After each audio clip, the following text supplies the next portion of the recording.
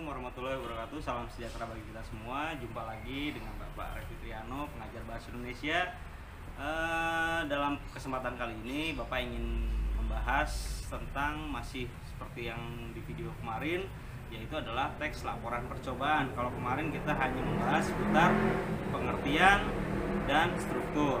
Pada kesempatan kali ini Bapak akan membahas tentang ciri kebahasaan dari teks laporan hasil percobaan. Tapi Bapak ulas dulu ya struktur yang sudah kita bahas kemarin.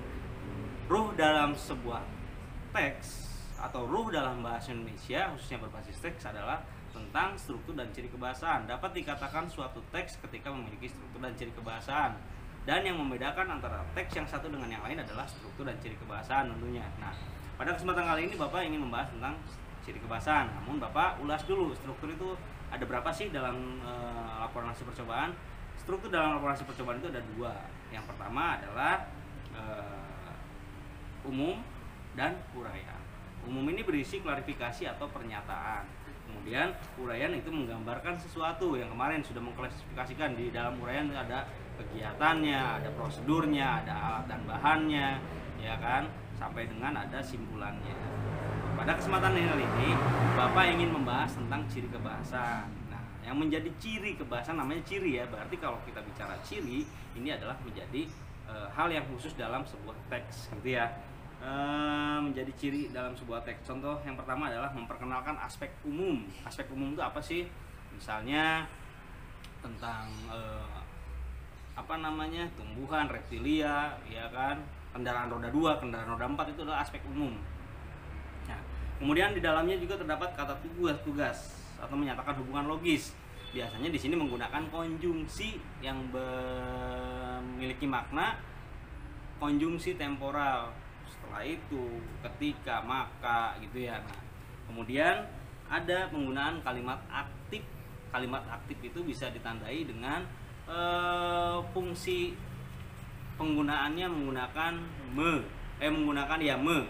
Kalau di itu adalah kalimat pasif. Contohnya Adi menendang bola, itu adalah kalimat aktif. Adi subjek, menendang predikat, bola adalah objek. Nah, dapat dirubah menjadi kalimat pasif ketika objek berubah menjadi subjek, subjek berubah menjadi objek, dan berubah menjadi di. Jadi kalimat aktif itu adalah hal yang sedang terjadi, biasanya dilakukan, yang sedang dilakukan gitu ya. Kemudian ada kata kerja aktif yang menyatakan proses atau aksi gitu ya.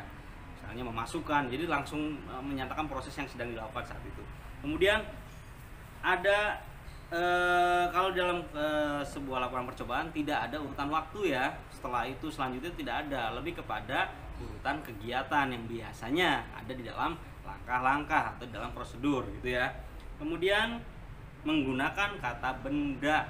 Kata benda itu ternyata bukan hanya yang selama ini kita ketahui kata benda kursi, meja, pintu, jam dinding gitu ya. Padahal kata benda masih luas, bisa jadi nama orang, bisa jadi juga profesi seseorang. Itu adalah kata benda, gitu kan. Kemudian ada istilah teknis. Istilah teknis itu apa sih? Istilah teknis itu adalah istilah yang digunakan dalam suatu bidang biasanya. Tidak semua bidang menggunakan istilah tersebut. Misalnya dalam bidang otomotif itu ada banyak istilah otomotif, ya kan? Ada karburator, ada refrigerator, itu macam-macam. Nah, di dalam bidang kedokteran macam-macam.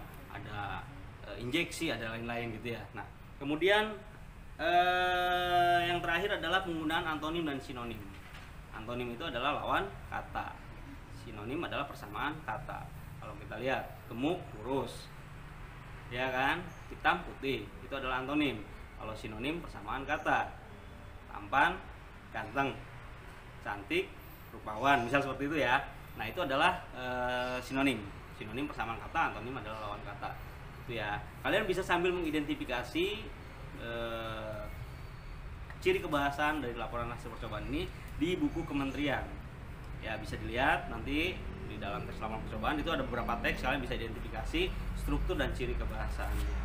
Nah, itu saja yang akan Bapak jelaskan, mudah-mudahan bermanfaat. Tetap belajar di rumah, utamakan protokol kesehatan.